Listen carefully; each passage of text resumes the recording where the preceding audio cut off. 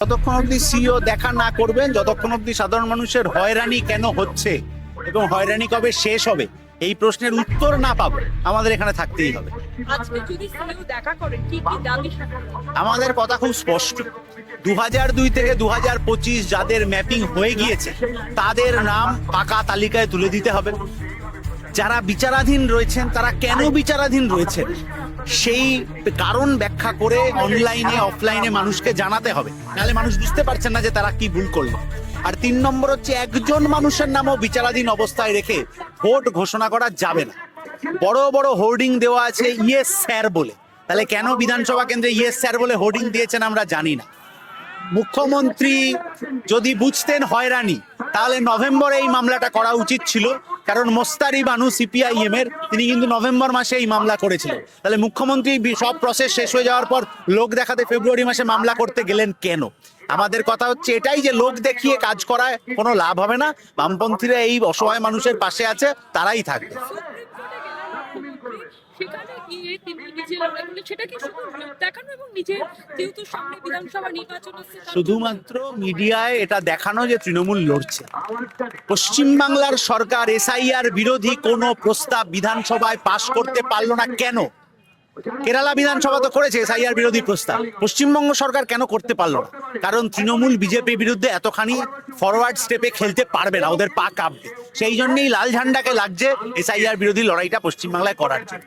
গতকাল শ্রমিক ভট্টাচার্য বলছেন আপনারা সিইওতে কেন লালগোলা বা মুর্শিদাবাদে গেলেন? শ্রমিক ভট্টাচার্য তো সেই হতাশ ব্যক্তি যিনি বলেছিলেন নির্বাচন কমিশনের পশ্চিমবাংলায় এসে দেখা উচিত কি কাজ হচ্ছে। শ্রমিক ভট্টাচার্য সেই হতাশ ব্যক্তি যিনি বলেছিলেন ইডি আর সিবিআই এর কাজে উনি হতাশ।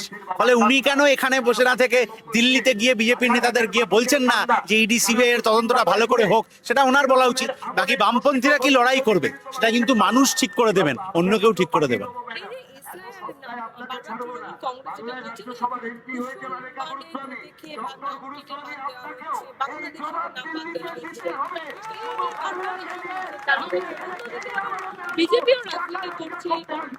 বিজেপির সর্বভারতীয় সভাপতি বলেছেন এই অ্যাডজুডিকেশনে যারা আছেন তারা নাকি সবাই অনুপ্রবেশকারী। তো বিজেপির পশ্চিমবাংলার নেতারা বলতে পারবেন মতুয়ারা, এসসি এসটিরা, রাজবংশীরা এরা সবাই অনুপ্রবেশকারী? এটা বিজেপির কোনো নেতা পশ্চিমবাংলার মাটিতে দাঁড়িয়ে বলুক দেখি। ধর্ম নিয়েই রাজনীতিটা হচ্ছে, কারণ চাকরি বাকরি নিয়ে রাজনীতি করতে গেলে তৃণমূল বিজেপি ফেল, পরিযায়ী শ্রমিকের যন্ত্রণা কথা বলতে গেলে ওরা ফেল, গত কয়েক বছরে কটা বেকারের চাকরি হলো বলতে গেলে ওরা ফেল, চাষের খরচ কেন বেড়ে যাচ্ছে বলতে গেলে ওরা ফেল। ফলে ধর্মজাতের রাজনীতি করতে হবে ওদের, এছাড়া কোনো উপায় নেই।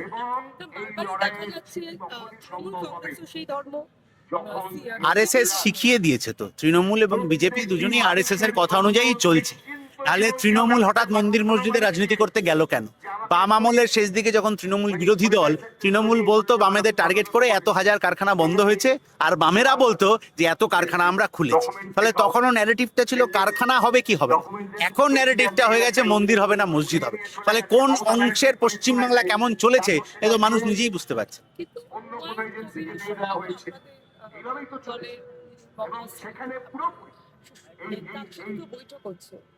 সবাই সবার সাথে কথা বলতে কোনো অসুবিধা নেই, কিন্তু নির্বাচনে কি হচ্ছে সেটা দেখতে হবে।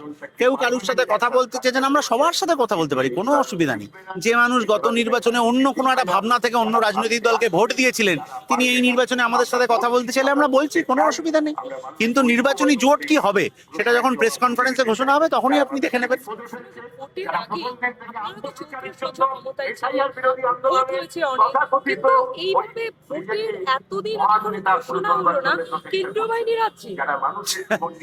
কেন্দ্রীয় বাহিনী এসে আগের বারও এসছিল, কোথায় হাজারদুয়ারিতে ঘুরছিল না কি করছিল? কেন্দ্রীয় বাহিনীকে পারফর্ম করতে হবে, শুধু এসে ওই রকম ঘুরে ফুরে চলে গেলাম আর নির্বাচনের দিন মানুষের হয়রানি থেকে গেল, তাতে কোনো লাভ হয় না।